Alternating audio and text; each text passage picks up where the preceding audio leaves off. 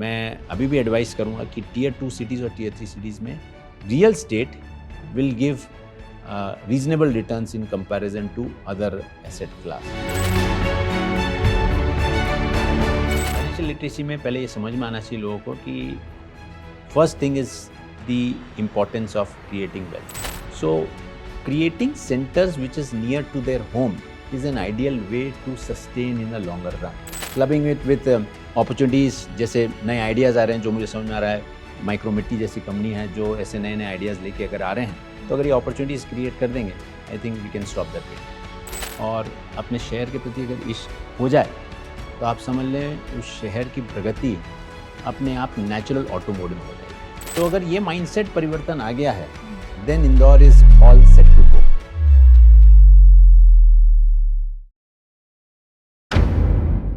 Hello, I welcome you in our today's episode of Indore मेरा शहर मेरे लोग।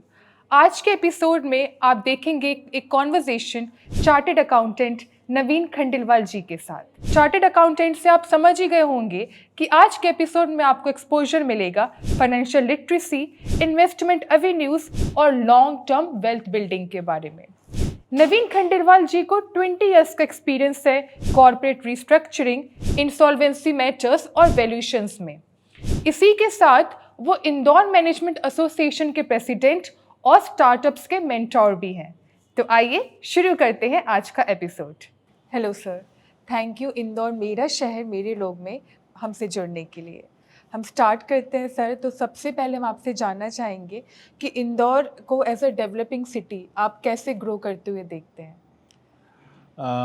इंदौर को एज ए डेवलपिंग सिटी की जब बात करें तो 5 पंच की ज़रूरत होती है जो मुझे समझ में आता है कोई भी शहर को डेवलप करने में। वो 5 पंच हो सकते हैं। एक education, infrastructure, health, then environment, okay, and then something related to, जो मुझे लगता है एक अलग है, but that is mindset of people. ये 5 पंच की ज़रूरत होती है अगर कोई शहर आगे बढ़ना चाहता है। और इंदौर शहर में हम सबसे पहले बात करें अगर एजुकेशन की, क्योंकि हमको पता है जहाँ सरस्वती आती है उसके बाद ही लक्ष्मी आती है। तो एजुकेशन में अगर हम बात करें तो जय वीरू की जोड़ी यहाँ पर जो है IIT और IIM, इसकी जोड़ी अगर देखें तो उन्होंने एक बेस क्रिएट कर दिया है for education. And now we see that there are lakhs of students who are coming to Indore only for getting the education. Infrastructure तो हमको सामने दिख ही रहा है कि इतने सारे यहाँ पर कंस्ट्रक्शन हो रहे हैं, साथ में गड्ढे भी हो रहे हैं, but that is the sign of development. मतलब ये दोनों चीज़ होगी तो ही शायद शहर आगे बढ़ सकता है। देन तीसरा, एनवायरनमेंट में तो हमको समझ में आ गया है कि इंदौर ने एक ब्रांड क्रिएट कर लिया है और 7 बार चैंपियन होने के बाद अब I think the next target is for the greenery part. तो एनवायरनमेंट के एस्पेक्ट में और शबे मालमा जो इंदौर की खासियत है वो सबको पता है। तो एनवायरनमेंट और मौसम में तो इंदौर एक नंबर है और रहेगा। देन कमिंग टू हेल्थ, तो सेंट्रल इंडिया के अगर हम ऑब्जर्वेशन करें तो सेंट्रल इंडिया में Indore is become a health destination. National level पे तो नहीं है, बट सेंट्रल इंडिया के आसपास जितने लोग होते हैं वो इंदौर को ही देखते हैं for any health related issues. तो हेल्थ इंफ्रास्ट्रक्चर में इंदौर भी बहुत आगे बढ़ चुका है।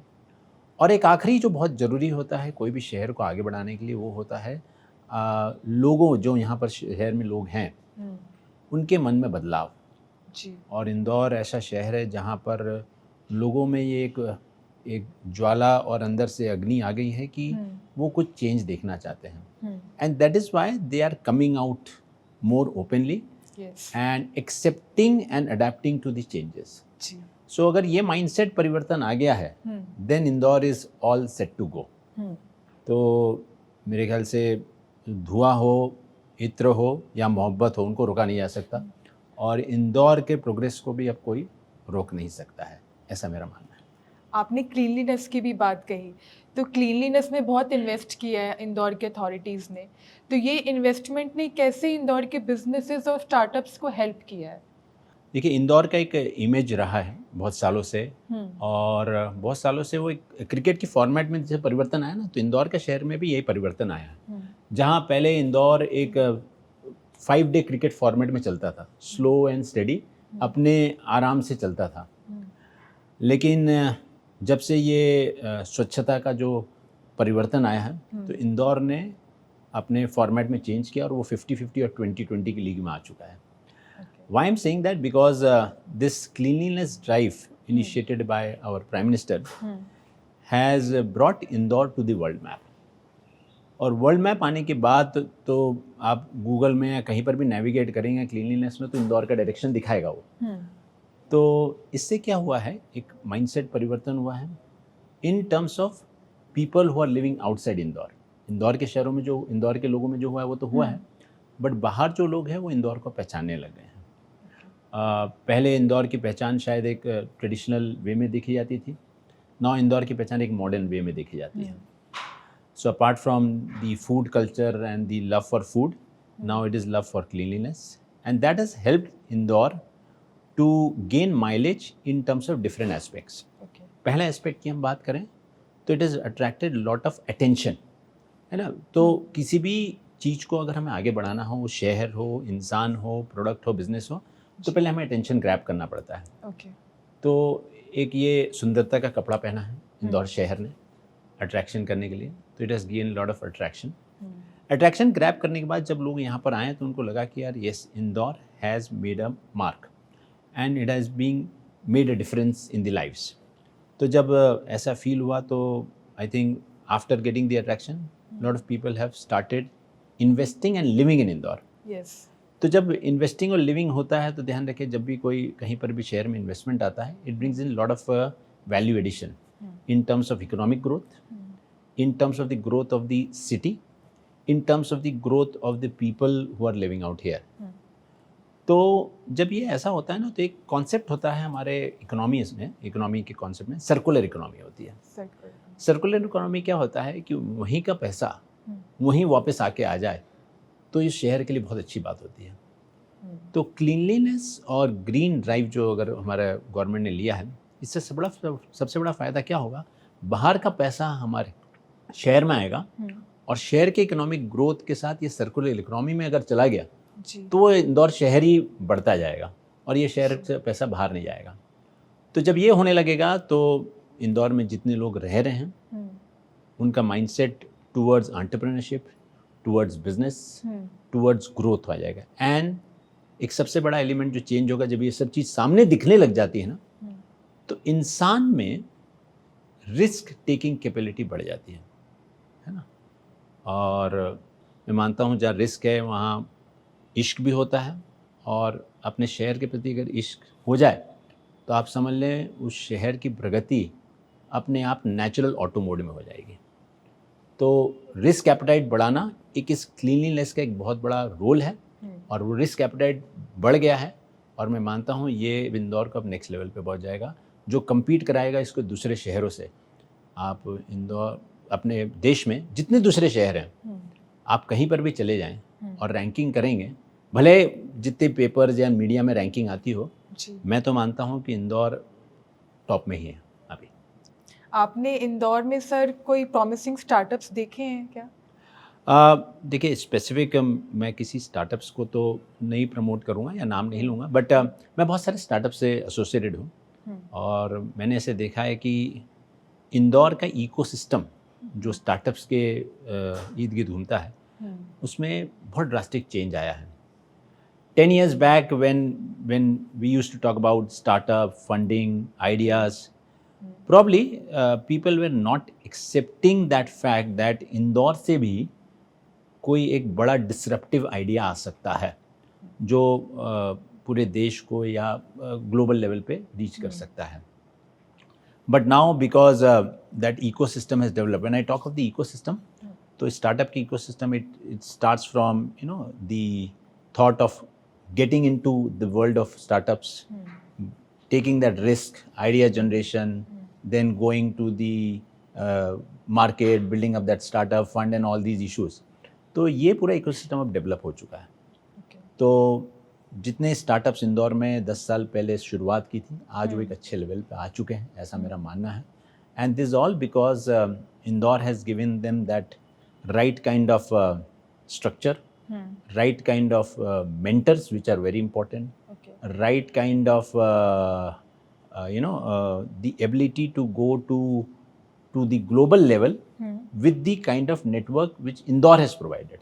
Right, इंदौर के नेटवर्क के थ्रू ग्लोबल लेवल पे पहुंचे हैं and plus it has brought in dreams of people from smaller parts of central India. Indore ने उन लोगों को जगह दी है जो आसपास, इंदौर के आसपास लोग जो रहते हैं, उन लोगों को इंदौर में आके एक मौका मिला अपने ड्रीम और एस्पिरेशंस को लोगों तक पहुंचाना, जो शायद पहले कभी ये मौका लोगों के पास नहीं था.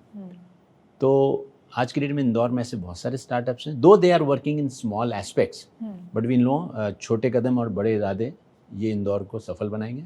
और ऐसे बहुत सारे स्टार्टअप्स हैं in the field of IT, in the field of edtech, in the field of D2C brands होते हैं, जो डायरेक्ट टू कंज्यूमर ब्रांड्स होते हैं, वो बहुत अच्छा काम कर रहे हैं जहाँ तक मुझे खबर है. हम इन्हीं यूथ को एंटरप्रेन्योरशिप में आने के लिए कैसे इनकरेज कर सकते हैं? देखिए, यूथ को अगर हमें एंटरप्रेन्योरशिप में लाना है तो हमें सबसे पहला जो एस्पेक्ट समझाना है लोगों को दैट कोई भी चीज़ इतनी आसानी से हासिल नहीं हो सकती. तो सबसे पहले हमारे उस यूथ में एक मैड की भावना लानी है. व्हेन आई से मैड, मतलब मैं ये नहीं करूँगा पागलपन की भावना लानी है. मेरे लिए मैड का मतलब होगा मेक अ डिफरेंस. MAD मतलब मेक अ डिफरेंस. तो we want to inculcate that thought process in the youth that you need to make a difference. अब वो डिफरेंस कैसे ला सकते हैं? या तो अपने सोशल काम से ला सकते हैं, या स्पोर्ट्स में कुछ हासिल करें, या आर्ट एंड कल्चर में करें. And if they want to make a difference in the world of business, they need to be an entrepreneur. तो यूथ में सबसे पहला थॉट प्रोसेस आएगा that you need to make a difference. अब जब ये मेक अ डिफरेंस वाली बात आएगी तो कैसे लाया जाएगा? तो पहला एलिमेंट ही होता है कोई भी चीज़ को अगर हमें बताना हो तो एजुकेशन, है ना. वो सबसे पहला सीढ़ी होती है जो हम सबको पता है. तो एजुकेशन के माध्यम के through I think we can spread that thought process that yes the youth are powered and they have that energy. ना, उनके पास जुनून है. देखिए, उनका जुनून है, हमें उस जुनून को चैनलाइज करना है राइट एनर्जी, राइट प्रोसेस में. तो if you can channelize that जुनून, that energy in the right direction, probably youth can make a difference. So education एक माध्यम है. Now, how that is possible? That is possible, आज की date में अगर आप देखेंगे जितने यूथ स्टार्टअप्स आते हैं तो वो एक कॉलेज के बाद या कुछ 2-4 साल जॉब के एक्सपीरियंस के बाद लोग इस दुनिया में आते हैं. तो मेरा ऐसा मानना है जब ये प्रोसेस कॉलेज के बाद शुरू होता है, probably there is some trigger point जो उनको लगता है कि यार ये ट्रिगर पॉइंट है कि मुझे अपना बिजनेस या अपना स्टार्टअप करना है. सो दैट ट्रिगर पॉइंट अब उनको स्कूल लेवल पे लेके आना है हमें. That means we need to give them that simulated environment कि यार आपका ड्रीम अगर ये है तो वो ड्रीम को करने के लिए probably you have to pass through these kind of environments. आपको लगता है जॉब करना है तो जॉब का एनवायरनमेंट क्रिएट करके दें उनको स्कूल लेवल पे, कॉलेज लेवल पे ही कि आपको देखो ऐसा होगा. Now they can map, competency mapping होती है. They can map their competency कि मैं उसके लिए फिट होता हूँ कि नहीं होता. क्योंकि अगर पहले से समझ में आ जाएगा तो probably he can take the right decision at an very early age. And catch them early is the mantra again. Indore का मंत्र होना चाहिए कैच देम अर्ली, तभी जाके इंदौर शहर की प्रगति दोगुना हो सकती है. तो ऐसा सिमुलेटेड एनवायरनमेंट, जो इंक्यूबेशन सेंटर्स खुले हैं जो बाद में कॉलेज से पास आउट होने के बाद लोगों को मौका दे रहे हैं, आई थिंक ऐसे इंक्यूबेशन सेंटर्स हमें स्कूल लेवल पे खोल देने चाहिए, where they we train the minds of the young people 11-12 के लिए कि भैया एंटरप्रेन्योरशिप में क्या क्या होगा. So incubation centres, simulated environments and education would be the first step.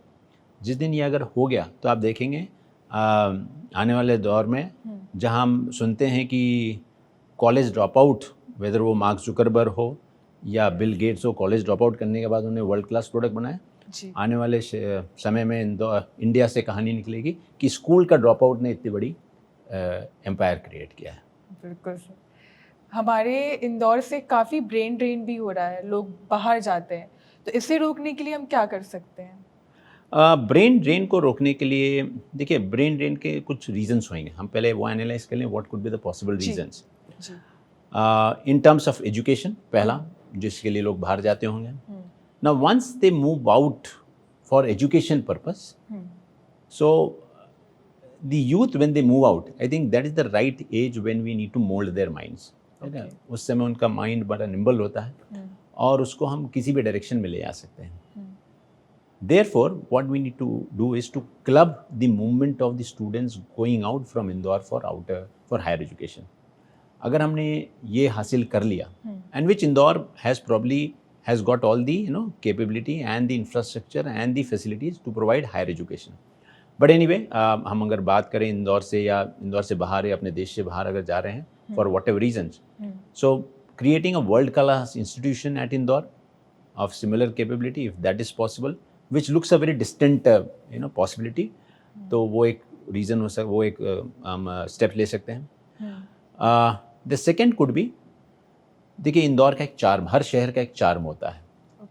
और इंदौर के कुछ एक चार्म है जो क्रिएट करता है एक ऑरा, जिससे लोग बड़ा अट्रैक्ट होते हैं.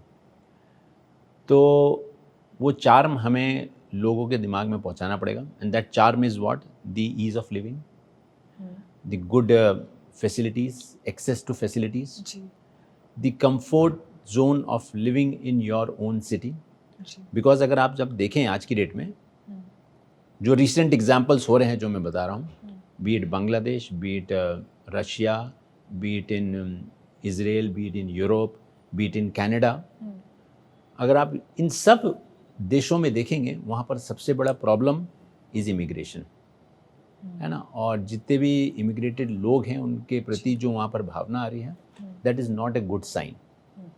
तो जिस दिन हम अपने बच्चों में, अपने जो यूथ हैं उनमें ये भावना जगा दें कि the best place to live on earth is your home, है ना, घर एक मंदिर अगर है, अगर ये भावना हम जगा दें तो ब्रेन ड्रेन रुक जाएगा. और ये भावना जगाने के लिए आई थिंक थोड़ा समय लगेगा, but education is the most important वे. और चार्म जो मैंने कहा कि ईज़ ऑफ लिविंग है, कंफर्ट जोन आपके घर का है, and plus clubbing it with opportunities. जैसे नए आइडियाज़ आ रहे हैं जो मुझे समझ में आ रहा है, माइक्रोमिट्टी जैसी कंपनी है जो ऐसे नए नए आइडियाज़ लेके अगर आ रहे हैं, तो अगर ये अपॉर्चुनिटीज़ क्रिएट कर देंगे, I think we can stop that brain drain. Okay sir, Indore में जॉब क्रिएशन के आप की सेक्टर्स क्या देखते हैं? See, apart from whatever is happening in Indore in terms of IT, information technology हो या रिलेटेड एरियाज़ हो या रिटेल लेवल हो, ये सब तो ऑलरेडी अपॉर्चुनिटी क्रिएट कर रहे हैं. And in times to come they will definitely create more, इसमें कोई दो राय नहीं है. बट गोइंग फॉरवर्ड अगर हम देखें 2-3 एरियाज जहाँ पर Indore can definitely make an edge, it can create a difference. One area is to attract global capability centres, GCC जिसे हम कहेंगे, which is now the hotcake for all the multinationals spread across the world, and they are looking towards India. है ना, India में the major attraction is towards bigger cities like Hyderabad हो या गुड़गांव हो या बेंगलोर हो. बट अगर इंदौर में हमने ऐसे कोई से भी GCC को टैप कर लिया, देन ये बहुत बड़ी हमें जॉब अपॉर्चुनिटी क्रिएट करेगा for the people in Indore and around Indore. Second, अगर आप ऑब्जर्व करेंगे, जितनी भी IT कंपनीज़ हैं, हमें उनको एक मैसेज स्प्रेड करना पड़ेगा. दो ऑब्वियसली गवर्नमेंट एक स्प्रेड कर ही रही है. अगर जितनी भी बाहर की IT कंपनीज़ है उसमें एक आप एनालिसिस करेंगे तो most of the people who are working are coming from Tier 2 and Tier 3 cities. ये एक ट्रेंड है. So creating centres which is near to their home is an ideal way to sustain in the longer run for all these big companies also. तो ये एक दूसरा तरीका हो सकता है जहाँ पर IT कंपनीज को टैप करके हम यहाँ पर उनको बुलाएं. That can create more job opportunities. Third is, हमें इंदौर के स्ट्रेंथ को आइडेंटिफाई करना पड़ेगा. इंदौर खाने पीने का शहर है और जो भी घूमता है वो एक अपना आशियाने के साथ वो गाना भी है, साबूदाना भी घूमता है. तो हम अगर फोकस करें on the food industry, and the fourth element is the Indore being in the centre of this country. अपने मध्य प्रदेश देश का धड़कन माना जाता है और इंदौर मध्य प्रदेश का धड़कन माना जाता है. और इस धड़कन को अगर हमें धक धक कराते रहना है तो आवाजाही बनी रहनी चाहिए, आवक जावक बना रहना चाहिए. आवक जावक बनाने के लिए इंदौर एक ऐसा प्राइम प्लेस है, लोकेशन है, जहाँ पर लॉजिस्टिक हब बहुत बड़ा क्रिएट हो सकता है. तो लॉजिस्टिक पॉइंट ऑफ व्यू से देखें, Indore can turn out to be a great opportunity for job creation. तो food, IT, GCC, logistics hub, ये इंदौर को एक नेक्स्ट लेवल तक ले जा सकते हैं. इंदौर के लोगों को फाइनेंशियली लिटरेट होने के लिए क्या क्या सीखने की ज़रूरत है? एकदम सही जो आपने पूछा है। फाइनेंशियल लिटरेसी एक बहुत बड़ा ड्रॉबैक रहा है इंदौर जैसे शहर में। Why? Because Indore as a traditional city, they have considered very limited investment options आज की डेट में। मतलब जब हम इंदौर के किसी भी ट्रेडिशनल आदमी से पूछें कि उसका पैसा कहाँ पर जाता है, तो उसका ध्यान केवल या तो ज़मीन पे जाता होगा, रियल एस्टेट, या गोल्ड पे जाता है। जी। But times have changed, we all understand, and the world market is now open for investments. So people need to be educated for investment aspect. अब मैं फाइनेंशियल लिटरेसी की बात करूं तो फाइनेंशियल लिटरेसी में क्या चीज़ इंपॉर्टेंट है। फाइनेंशियल लिटरेसी में पहले ये समझ में आना चाहिए लोगों को कि first thing is the importance of creating wealth, है ना। जब वेल्थ होगा तभी जाके इन्वेस्टमेंट होगा। ना वेल्थ क्रिएशन के लिए क्या चीज़ जरूरी है? So first is the income part, they need to generate income, income needs to be converted into capital, capital needs to be invested in business, business will generate profit, and that profit which is generated, that is creating that wealth which will be invested, है ना। तो ये एक process पूरा complete होना चाहिए।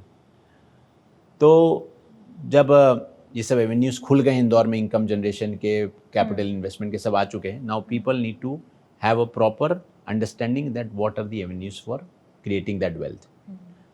तो उसके लिए आज फाइनेंशियल लिटरेसी के लिए हमें सबसे पहले, क्योंकि जैसा अभी मेरा डिस्कशन ही हो रहा था तो मैंने बताया कि पुराने लोगों में फाइनेंशियल लिटरेसी के बारे में अगर हम कुछ मैसेज स्प्रेड करेंगे तो it is very difficult to change their mindset, जी, that to make them understand that today investment is not only for real estate and gold, और टू एन एक्सटेंड कि सबके दिमाग में आ गया है, क्योंकि टीवी में आते हैं सचिन तेंदुलकर जी, धोनी जी कि म्यूचुअल फंड सही है, तो सबको लगता है वही सही है।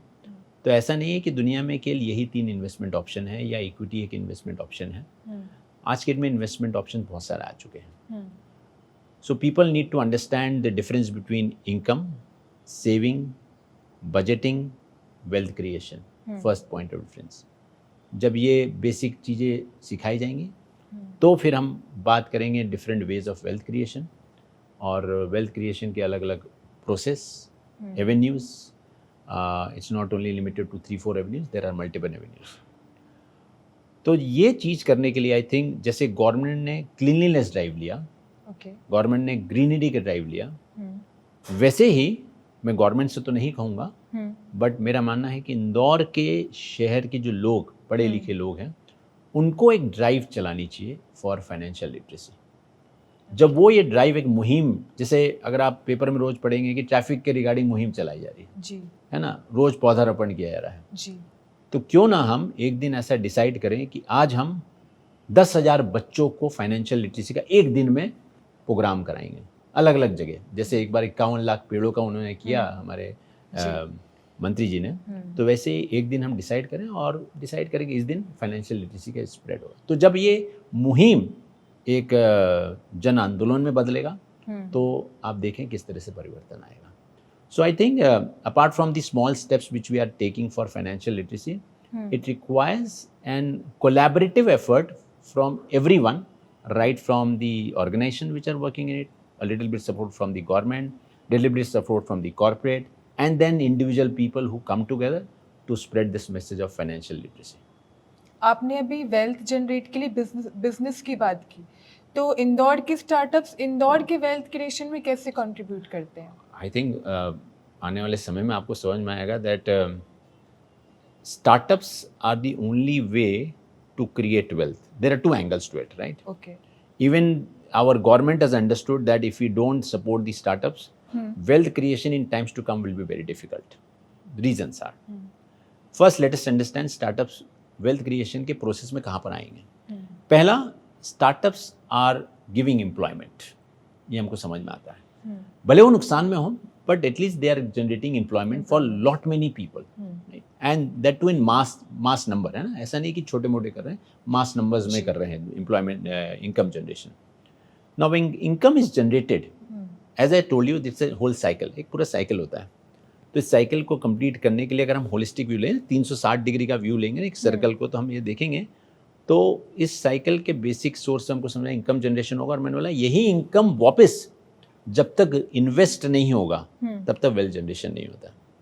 तो जब इनकम होगी तो लोग इन्वेस्टमेंट के बारे में सोचने लग जाएंगे, और जब इन्वेस्टमेंट की बारी आएगी तो इन्वेस्ट कहाँ पर करेंगे, लेट अस अंडरस्टैंड इन्वेस्टमेंट कहाँ पर करेंगे। Okay, so there the role of financial literacy comes in, कि इन्वेस्टमेंट कहाँ पर करना चाहिए। तो इस साइकिल में हमने इनकम जनरेशन की बात की, फाइनेंशियल लिटरेसी की बात की, और financial literacy when they will understand financial literacy, और जब वेल्थ क्रिएट होगा और इन्वेस्ट करेंगे तो उनका पैसा अगर आप देखेंगे ना, it will go into A let's say real estate, B gold, third equity market, fourth, जो फिफ्थ इन्वेस्टमेंट जाएगा ना वो वापस स्टार्टअप में जाएगा, क्योंकि उनको समझ में आ जाएगा कि इसी स्टार्टअप ने मुझे क्या दी थी, नौकरी दी थी, जॉब थी, जिसके कारण now I am able to generate income and able to generate surplus income, now able to invest. Probably now time has come that I should also start investing in one of the startups which is again going to give job to a small people coming from a low background. And that is why this particular cycle जब ये शुरू हो जाएगा ना, आप देखेंगे तो wealth creation का जो लेवल है और वेल्थ क्रिएशन का जो क्वांटम है, अगर हम क्वांटम को डिफाइन करें, इट विल फिनोमिनल. तब हमें बाहर के पैसे पे डिपेंडेंट नहीं होना पड़ेगा फॉर फंडिंग पार्ट, आपको लोकल पैसे से ही आप स्टार्टअप्स फंड होने लग जाएंगे. तो ये वेल्थ क्रिएशन का एक असली एग्जाम्पल सेट किया जा सकता है. पैसा स्टार्टअप का वापस स्टार्टअप में आ जाए तो क्या इससे अच्छी बात क्या हो सकती है. इंदौर में आपने किसी को शुरुआत से वेल्थ बनाते हुए देखा है फ्रॉम द स्क्रैच? अगर हाँ तो उनकी कॉन्फिडेंशियलिटी को मेंटेन करते हुए क्या आप हमें उनकी जर्नी और एक्सपीरियंस के बारे में बता सकते हैं? वेल्थ क्रिएशन तो आई थिंक इंदौर में ऐसे बहुत सारे लोगों ने जिन्होंने वेल्थ अच्छा क्रिएट किया है, be it from the scratch or at whatever stage. So I think the basic principle what they have followed in terms of wealth creation has been, first is हम सबको समझ में आना चाहिए कि कोई भी रिश्ता हो, वो घर का रिश्ता हो, आपके पति पत्नी का हो या कहीं से भी हो, समय मांगता है. जब उस रिश्ते में समय नहीं दोगे तो रिश्ता आपको वो निखरता नहीं है. उसी तरह मेरे ख्याल से वेल्थ क्रिएशन का भी एक बेसिक प्रिंसिपल है, it will require time, patience. और वो चीज़ मुझे लगता है आज की यंग जनरेशन नहीं है, but anyway time will tell. तो मैं बात कर रहा था जिन्होंने वेल्थ क्रिएट किया, they had patience and second they have understood the concept of compounding. हाँ, because compounding and patience go together. तो जिस दिन आपको कंपाउंडिंग का प्रिंसिपल समझ में आ गया, उस दिन आपको ये समझ में आएगा कि मुझे जितनी जल्दी हो अपना पैसा इन्वेस्ट कर देना चाहिए. So what they have done, they have started investment early. They had the patience so that the compounding effect comes into the picture. And they have diversified. They have diversified in terms of their investment. They may have started with gold, shifted on to real estate, then shifted on to the equity investments, mutual funds. But they have again thought of diversification on other aspects also. तो एक सबसे खूबसूरत बात होती है किसी भी एक एंटरप्रेन्योर की या इन्वेस्टमेंट्स की, वेल्थ क्रिएटर्स की, कि as time progresses they have made investments based on the market trend and market analysis and the new avenues. अगर आपने इस जर्नी के पाथ में ऐसे ऐसे अलग माइलस्टोन्स को आपने पकड़ के रखा है तो वेल्थ उनकी क्रिएट हुई. तो ऐसे बहुत सारे लोग हैं जिनको मैं जानता हूँ जिन्होंने अपने इन्वेस्टमेंट को इतना डाइवर्सिफाई करके रखा है. Now they are not say risk averse हो गए हैं, क्योंकि रिस्क तो हमेशा रहेगी, but they have been able to minimise the risk and that is why they have been able to achieve freedom. And when I say freedom, it does not mean freedom of from finance, but freedom from finance के साथ freedom of time and freedom of location, कि आज जब चाहें जैसा चाहें करना चाहते हैं. आज छुट्टी बनाना चाहते हैं छुट्टी मनाते हैं, जहाँ जाना चाहते हैं जहाँ जाते हैं, और फाइनेंशियल फ्रीडम तो आ ही चुका है. सो वेल्थ क्रिएटर्स की सबसे खूबी खासियत ये रही कि they have thought of this freedom aspect from 3 angles, not only financial freedom. आपने अभी इन्वेस्टमेंट की भी बात की, तो आपके पास सर काफ़ी प्रोफाइल्स भी आती होंगी इन्वेस्टमेंट को लेके. सबसे ज़्यादा इन्वेस्टमेंट आप किस में देखते हैं? आज की डेट में सबसे ज़्यादा इन्वेस्टमेंट्स जो होते हैं, देखिए इन्वेस्टमेंट्स, बिकॉज इंदौर ऐसा शहर है जहाँ पर इन्वेस्टमेंट्स को लेके बहुत सारे क्वेश्चंस मार्क आते हैं कभी कभी. So when I talk of pure investments and the actual investments which can be reflected and taken on record, तो उनको 2-3 कैटेगरी में हम डिफरेंशिएट करेंगे. द यंग वंस जितने मैं देखता हूँ from the age of category of from 25 to 40, okay, उनका जो परसेप्शन है वो टुवर्ड्स इक्विटी मार्केट है, टुवर्ड्स न्यूअर रेवेन्यूज़ है, टुवर्ड्स क्रिप्टो एसेट्स की तरफ भी बहुत ज़्यादा लगाव देखा गया है. From the category of 40 to 60 अगर हम देखें, so because they have experience, उनके साथ उनका तजुर्बा है जो तालीम किताबों में नहीं दिखी थी, तो उनके तजुर्बे ने उनको सिखाया. तो उनका तजुर्बा ने बताया कि भाई हम रियल स्टेट में जाके लगा दें तो ज़्यादा गेन होता है. एंड 60 के बियॉन्ड वाले जो रहे हैं वो combination of real estate and jewellery और गोल्ड में उन्होंने ज़्यादा विश्वास रखा है. So that has been the tradition, ये रहा है. अब जो मैं आने वाले समय में परिवर्तन देख रहा हूँ, तो ये जो कैटेगरी चेंज आएगी, मेरे को लगता है जो इन्वेस्टमेंट होराइजन या ऑप्शंस आएंगे वो 25 to 60 वालों के पास एक नए नए इन्वेस्टमेंट्स ऑप्शन आने लगे हैं. They are started exploring that from the age of 25 till the age of 60. सब एक्सप्लोर करने लग चुके हैं कि apart from whatever they have done, they are trying to look for newer avenues जहाँ पर वो इन्वेस्टमेंट कर सकते हैं. So I receive lot of inquiries for investment in startups. Plus they are looking for investments in land. Plus third element जहाँ पर मैं बहुत ज़्यादा डील करता हूँ, they have started looking for investment in such kind of deals which are available at bargain prices. एक कम कीमत पे कोई चीज़ अच्छी मिल रही हो कहीं पर, because of for any reasons वो वहाँ पर प्रॉब्लम चल रही हो, तो they started looking for those kind of deals. आप इन्वेस्टमेंट टूल्स में भी एडवाइस देते हैं, तो रियल एस्टेट को आप बाकी इन्वेस्टमेंट ऑप्शन से कैसे अलग समझते हैं? जहाँ तक रियल एस्टेट का इन्वेस्टमेंट की बात है, तो देखिए अगर हम अपने पूरे भारत देश को अगर हम स्ट्रक्चर में देखें, metro cities, tier 2 cities and tier 3 cities, तो इन्वेस्टमेंट के ऑप्शंस में अगर हम देखें तो टीयर 1 सिटीज़ में इन्वेस्टमेंट का in real estate has got a different mindset. वहाँ पर एक पर्सपेक्टिव अलग होता है. वहाँ पर perspective I think apart from capital appreciation जो सालों से देखा गया था, अब जो माइंडसेट हो चुका है, it is more towards the rental yields. जो वो लोग देखते हैं कि यहाँ मुझे रेंटल यील्ड कैसा मिलेगा, तो बड़े शहरों में पर्सपेक्टिव वो आ चुका है. टीयर 2 सिटीज़ में अभी भी रियल एस्टेट को एक बहुत बड़ा इन्वेस्टमेंट माना जाता है, जहाँ पर लोग सोचते हैं कि यहाँ पर मल्टीपल रिटर्न्स माना जाएगा जी, और इसलिए बहुत ज़्यादा पैसा टीयर 2 सिटीज़ में रियल एस्टेट में जाता है बिकॉज ऑफ वेरियस फैक्टर्स. तो यहाँ पर कैपिटल अप्रिशिएशन के साथ मतलब major objective is capital appreciation को देखा जाता है. एंड वो बताते हैं, मतलब पुरानी बात है कि मैं अपनी लीगेसी को कंटिन्यू करना चाहता हूँ, मैं अपना किंगडम, अपना प्राइड बिखेरना चाहता हूँ. तो वो प्राइड जब तक ज़मीन नहीं दिखेगी जब तक वो प्राइड नहीं आता है. तो अभी भी टीयर 2 सिटीज़ में वो एक माइंडसेट है कि मेरी ज़मीन मेरी दौलत का हिसाब बताएगी जी. तो इसलिए ज़मीन में इन्वेस्टमेंट बहुत सारा है टीयर 2 सिटीज़ में. और मैं अभी भी एडवाइस करूँगा कि टीयर 2 सिटीज़ और टीयर 3 सिटीज़ में real estate will give reasonable returns in comparison to other asset class, provided obviously बहुत सारे इसमें टैग्स और टर्म्स एंड कंडीशंस अटैच होंगे. But yes, tier 2 tier 3 cities में बहुत सारे ऑप्शंस आ रहे हैं. हमें इस चीज़ों को एक्सप्लोर करना चाहिए. अपार्ट फ्रॉम जो इक्विटी मार्केट है, अपार्ट फ्रॉम गोल्ड जो है, रियल स्टेट आज की डेट में इंडिया में looking to the population which is growing will give reasonable returns. We would also like to know कि आपका फेवरेट इन्वेस्टमेंट टूल क्या है?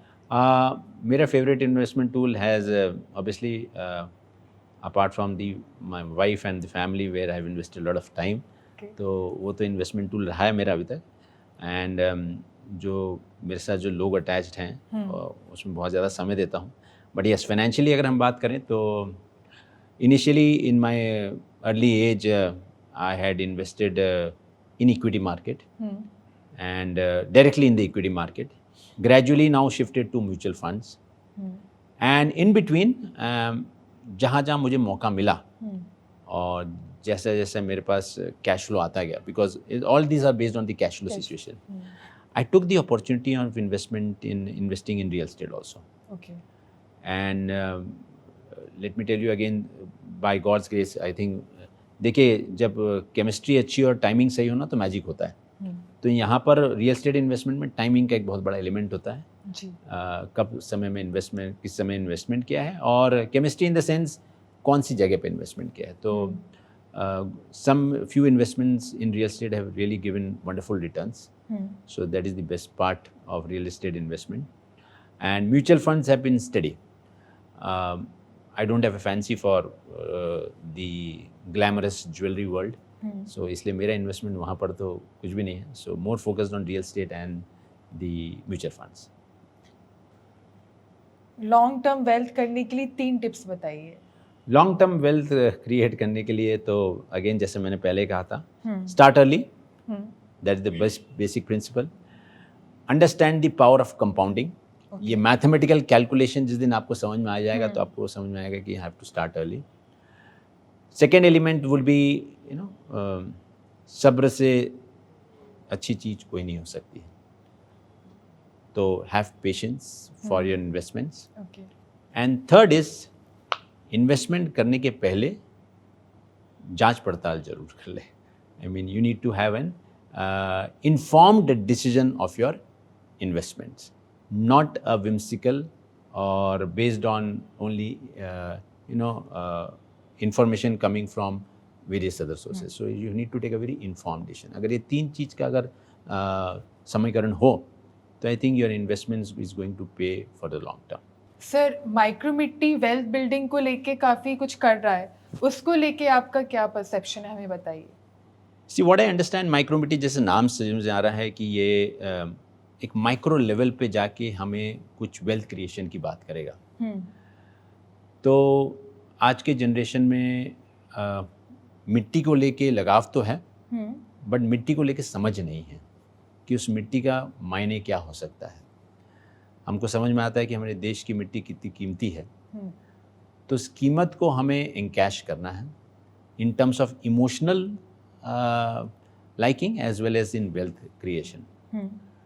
तो माइक्रोमिट्टी का जो उद्देश्य है, creating wealth through land, it's one of the unique ways and giving an opportunity to the common man to invest in land, right, जो शायद आज की डेट में ईजीली पॉसिबल नहीं है. और लैंड इन्वेस्टमेंट एक इट्स नॉट ओनली अबाउट एक ज़मीन का टुकड़ा है, it's all about proper research, proper legal understanding of the land, plus understanding कि लैंड की वैल्यू कैसे अप्रिशिएट होती है. तो आज की डेट में young generation are not aware of these facts. जितनी नॉलेज आते हमारे सीनियर लोगों में थी, हमारे माता पिता में थी अबाउट लैंड इन्वेस्टमेंट, उतनी नॉलेज हमारे यंग जनरेशन में नहीं है.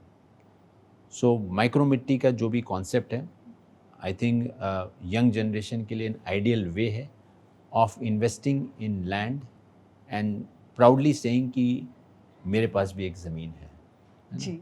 और ये डायरेक्ट इन्वेस्टमेंट तो नहीं है, बट इनडायरेक्ट इन्वेस्टमेंट है, और इसके ज़रिए से हम बहुत अच्छी तरह वेल्थ क्रिएशन कर सकते हैं. Because the concept of fractional holding जो मुझे समझ में आता है, फ्रैक्शनल होल्डिंग का जो कॉन्सेप्ट है रिलेटिवली न्यू है. और मेरा ऐसा मानना है कि जो व्यक्ति उस गाड़ी में बैठ जाए जो फर्स्ट मूवर हो, उसको फ़ायदा ज़्यादा मिलता. So either you need to be on the board of the first mover or the fast mover. So micromittee is the first mover in this particular field. You need to embark this journey to encash on the wealth creation concept in India through land. Okay. Sir, before wrapping up the show, आपका कोई special message हमारे viewers के लिए? Special message तो ऐसा general कुछ नहीं है, बट मैं मानता हूँ कि वेल्थ क्रिएशन के लिए भगवान के भरोसे मत बैठें, क्या पता भगवान आपके भरोसे बैठा हो. जी बिल्कुल. Thank you so much sir for joining us. It was a great conversation with. Thank you. तो आज के एपिसोड में आपने देखा ग्लोबल कैपेबिलिटी सेंटर्स, GCCs और लॉजिस्टिक्स हब के बारे में. आपने ये भी समझा कि इंदौर को ग्लोबल रिकॉग्निशन के लिए क्या कुछ करना है और हम कैसे सारे एरियाज़ में नंबर 1 की पोजीशन हासिल कर सकते हैं।